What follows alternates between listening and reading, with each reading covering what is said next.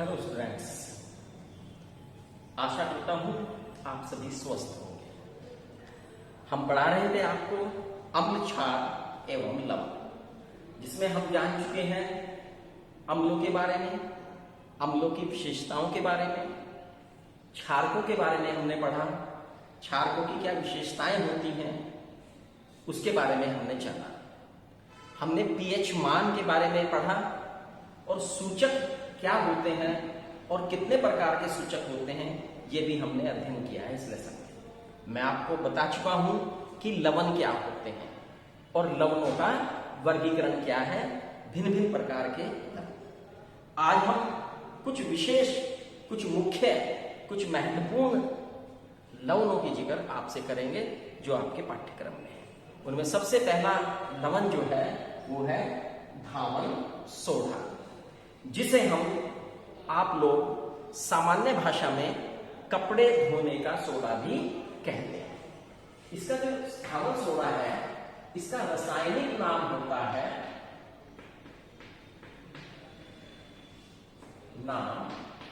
Sodium carbonate.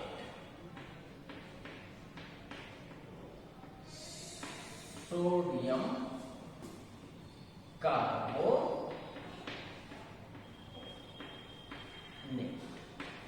और इसका रासायनिक सूत्र होता है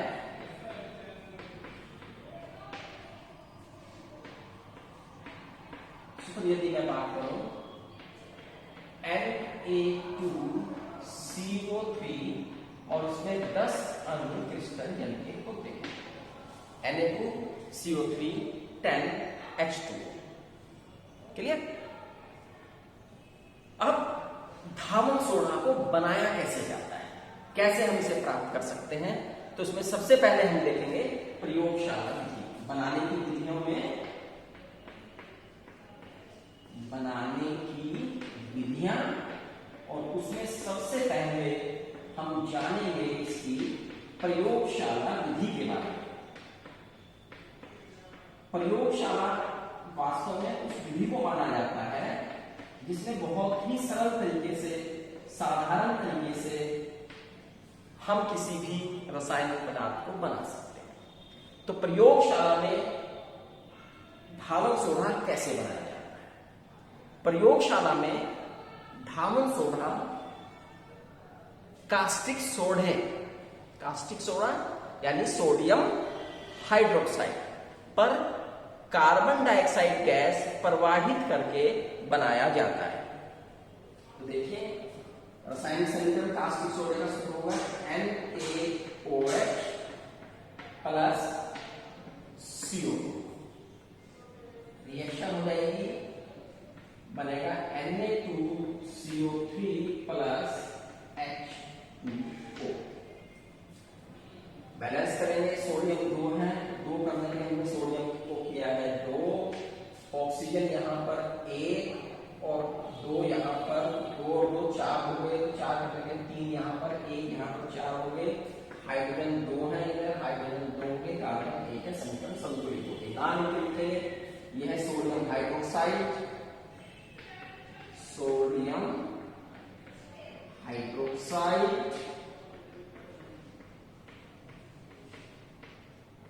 यह है कार्बन डाइऑक्साइड,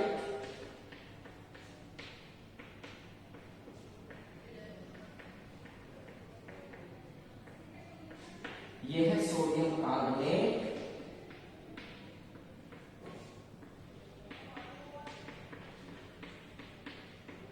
और ये है जल। तो जब हम कास्टिक सोडे के ऊपर कार्बन डाइऑक्साइड गैस प्रवाहित करते हैं तो हमें सोडियम कार्बोनेट और जल का मिश्रण प्राप्त होता है, जिसका जब हम सांद्रण करते हैं तो सांद्रण करने पर हमें धावन सोडा प्राप्त हो जाता है। ठीक? धावन सोडे को प्राप्त करने की एक दूसरी विधि भी है जिसे हम बेकिंग सोडे से प्राप्त कर सकते हैं। बेकिंग सोडा, इसे निकाल रहा हूं, बेकिंग सोडे से।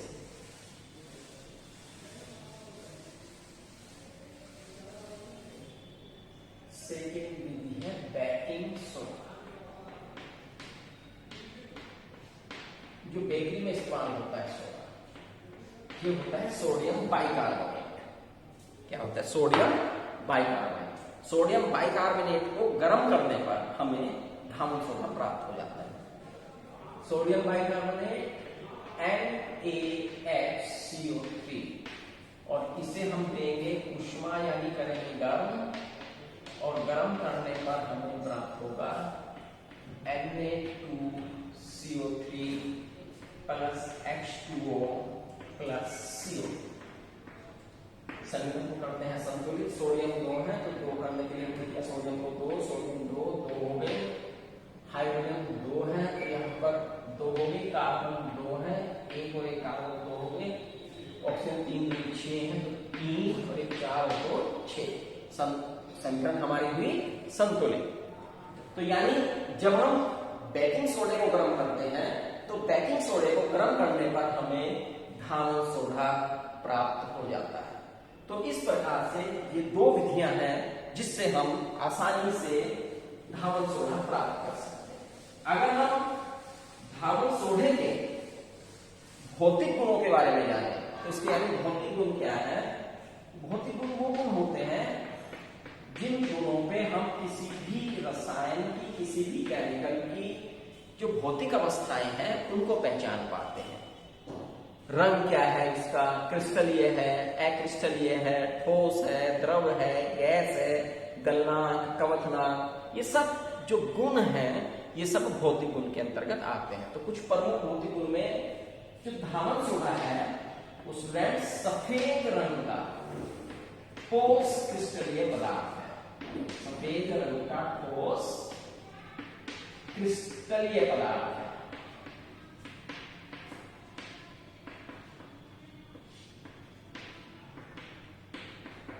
जल में विलेयशील है, जल में विलेयशील है,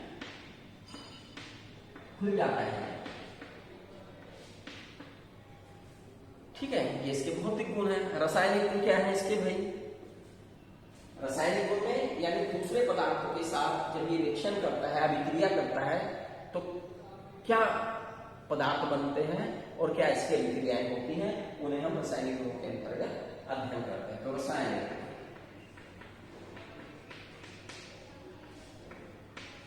रासायनिक गुण में सबसे पहले है ऊष्मा का प्रभाव, कि भाई जो हमारा धामन सोडा है इस पर ऊष्मा का क्या प्रभाव होता है। यदि धामन सोडे को हम खुला छोड़ दें तो धामन सोडे को खुला छोड़ने पर इसमें से क्रिस्टल जल के 9 अणु निकल जाते हैं, क्योंकि आप जानते हैं कि धामन सोडे में क्रिस्टल जल के कुल 10 अणु हैं। Na2CO3 10H2, 10 अणु इसमें क्रिस्टल जल के हैं। और जब हम वायु में से खुला छोड़ते हैं इसमें तो क्रिस्टल जल के 9 अणु निकल जाते हैं। तो मिलता है हमें Na2CO3, 1 अणु बचेगा क्रिस्टल जल का, प्लस 9 अणु बाहर निकल गए। और इसे फर्दर गर्म करने पर, आगे जब हम इसे गर्म करते हैं तो क्रिस्टल जल का ये अणु निकल जाता है और हमें निर्जल धामन सोडा प्राप्त होता है। इस रिएक्शन को भी मैं लिख रहा हूं।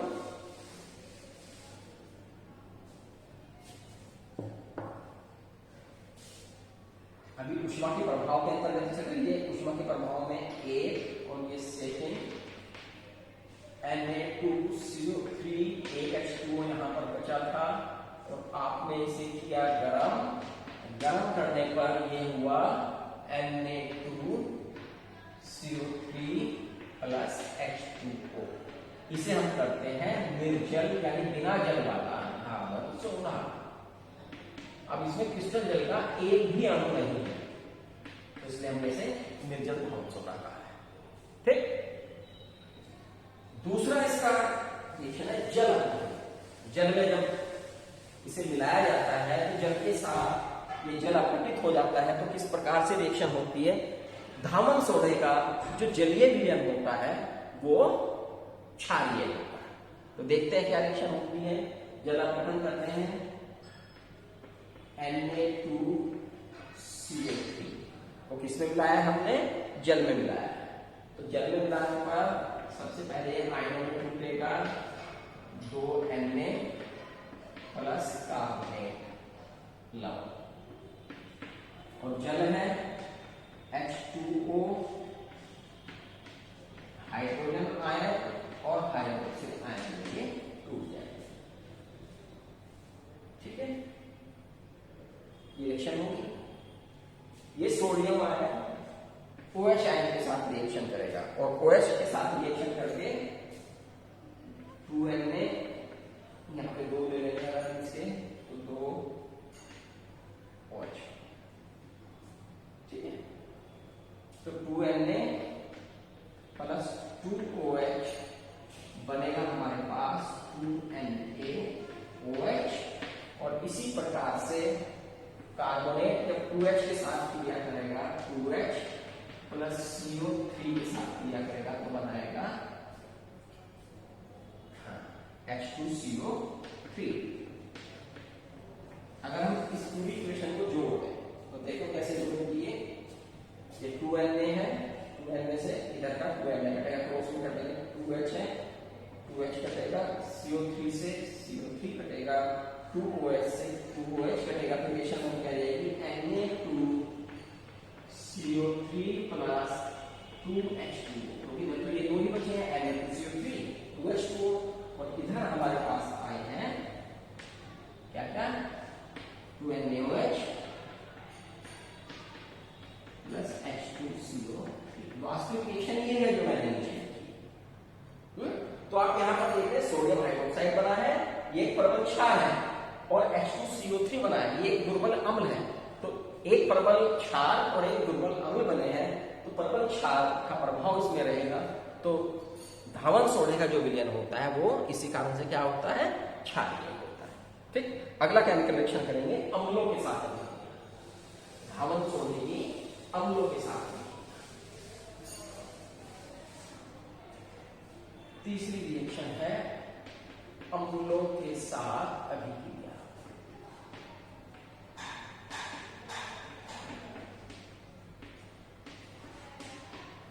जब धावन सोडे की अभिक्रिया अम्लों के साथ होती है तो लवण, जल और कार्बन डाइऑक्साइड बनता है। तो धावन सोडा Na2CO3 प्लस H2SO4, एक सल्फ्यूरिक अम्ल के साथ हम इसकी क्रिया करा रहे हैं। ठीक है, तो क्या बनेगा Na2SO4 लवण हो गया प्लस H2O प्लस CO, यानी ये लवण, ये जल और ये कार्बन डाइऑक्साइड। तो धावन सोडा जब भी तनु अम्लों के साथ क्रिया करता है तो लवण और CO2 गैस बनाता है। ठीक, नेक्स्ट रिएक्शन हम अगली रिएक्शन हम धावन सोडे की पढ़ेंगे बुझे चूने के साथ।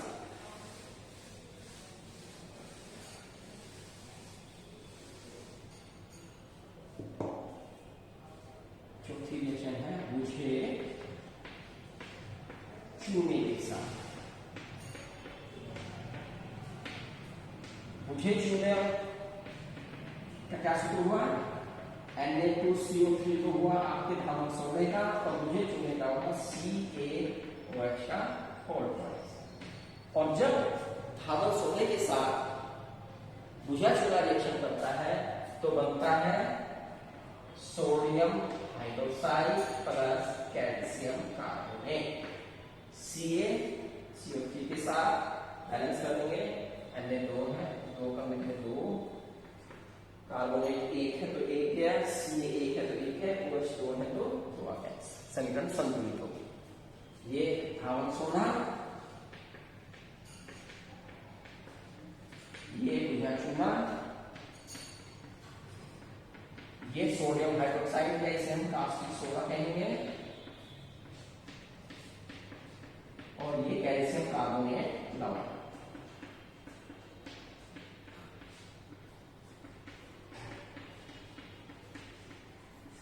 इस प्रकार से ये बुझे चूने के साथ इसकी क्रिया होती है। अब आती है CO2 के साथ क्रिया। 5 रिएक्शन को देखते हैं हम।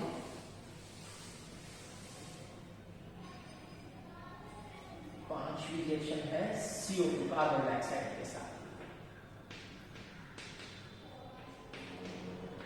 धामन सोडे के जलीय विलयन की अभिक्रिया जब हम कार्बन डाइऑक्साइड गैस प्रवाहित करते हैं इसके बीच में, तो हमें बेकिंग सोडा प्राप्त हो जाता है,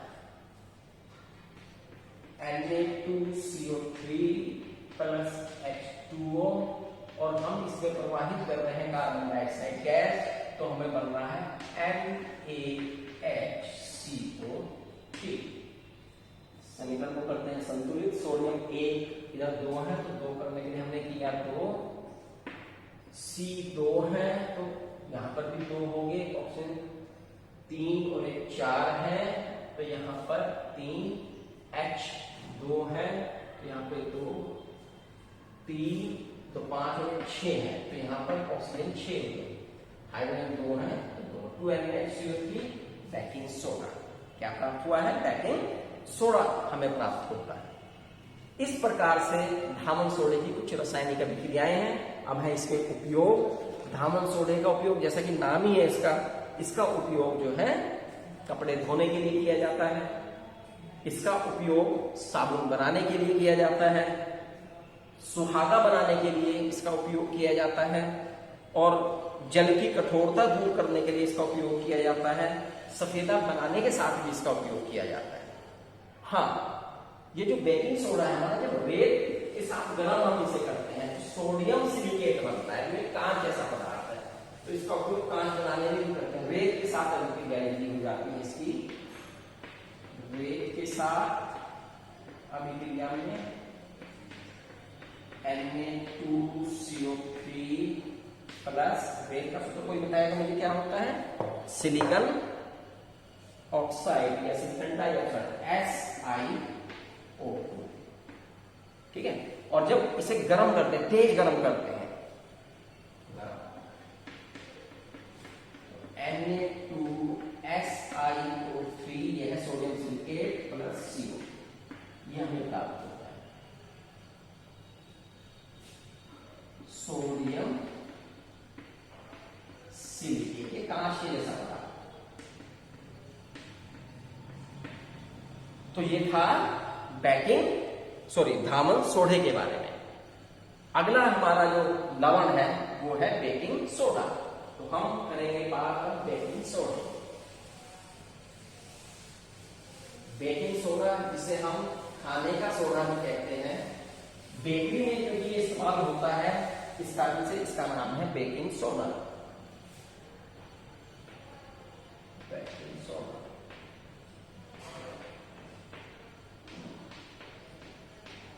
सूत्र इसका पहले रासायनिक नाम लिख लें। रासायनिक नाम हो जाएगा सोडियम हाइड्रोजन कार्बोनेट या सोडियम बाइकार्बोनेट।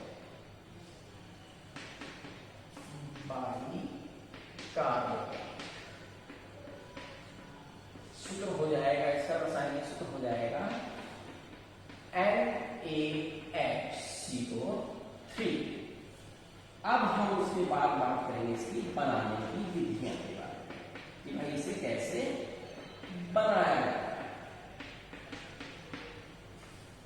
तो देखा आपने, बेकिंग सोडा वही सोडा है जिसका उपयोग बेकरी में किया जाता है। इसे कैसे बनाया जाता है? बेकिंग सोडे को बनाने के लिए धामन सोडे के जलीय विलयन में CO2 गैस प्रवाहित करते हैं। रिएक्शन आपने इससे पढ़ी है, धामन सोडा यानी Na2CO3, इसके जलीय विलयन में गैस प्रवाहित करते हैं CO2, तो हमें प्राप्त हो जाता है 2NaHCO3। रिएक्शन मैंने हम सोडे में आपको पढ़ाई है, इसमें थोड़ा ये है धामन सोडा, ये CO2, और ये हमारा प्राप्त हुआ है बेकिंग सोडा। इस प्रकार से बेकिंग सोडा हमारे प्राप्त होता है। नमक से भी हम इसे प्राप्त कर सकते हैं। नमक, अमोनिया, कार्बन डाइऑक्साइड और जल के मिश्रण से हम बेकिंग सोडा प्राप्त कर सकते हैं। देखिए दूसरी विधि है नमक से। नमक का सूत्र है NaCl plus H2O plus CO2 plus ammonia NH3। इनके मिश्रण से प्राप्त होता है हमें NaHCO3 प्लस NOSA।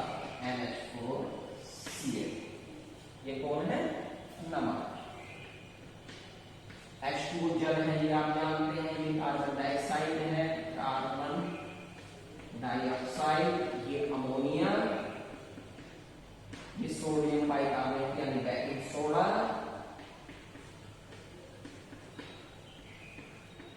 और ये हुआ नौसादर। इस प्रकार से बेकिंग सोडा हमें प्राप्त हो जाता है। इसके यदि मैं भौतिक गुण के बारे में बात करूं तो ये भी सफेद रंग का ठोस क्रिस्टलीय पदार्थ है, जल में अल्प मात्रा में विलेयशील है, कम मात्रा में घुलता है, कुछ रह जाती है इसकी मात्रा भौतिक गुण। तो हम बात करेंगे इसके रासायनिक गुणों।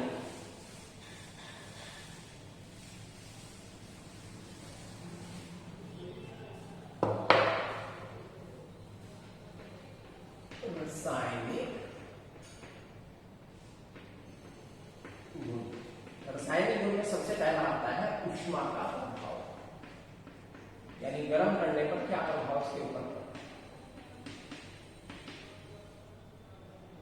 तो बेकिंग सोडे को जब हम गर्म करते हैं NaCO3, ये रिएक्शन की आपने पढ़ी है पिछली में, तो ये देगा धावक soda Na2CO3 plus H2O plus CO। Balance करने के लिए किस्म चूंकि पहले आई है, इसलिए इसे मैं संतुलित यहां पर करता हूं। ठीक है, तो जब हम बेकिंग सोडे को गर्म करते हैं तो हमें रिएक्शन धावक सोडा में क्या होता है, प्राप्त हो जाता है। अम्लों के साथ अभिक्रिया, इसकी दूसरी रिएक्शन है अम्लों के साथ अभिक्रिया, कि भाई अम्लों के साथ क्या क्रिया करता है। अम्लों के साथ क्रिया करके ये भी धावक सोडे की तरह लवण और CO2 बनाता है। तनु अम्लों से क्रिया और अम्ल लेते हैं हम सल्फ्यूरिक अम्ल, सल्फ्यूरिक अम्ल के साथ। तो सल्फ्यूरिक अम्ल के साथ जब इसकी क्रिया होती है NaHCO3 बनाता है H2SO4, तो बनता है क्या भाई, लवण। Na2SO4 plus H2O plus CO2 लवण बनता है और कार्बन डाइऑक्साइड गैस बनती है। 2N में कमेंगे 2 हो जाएगा।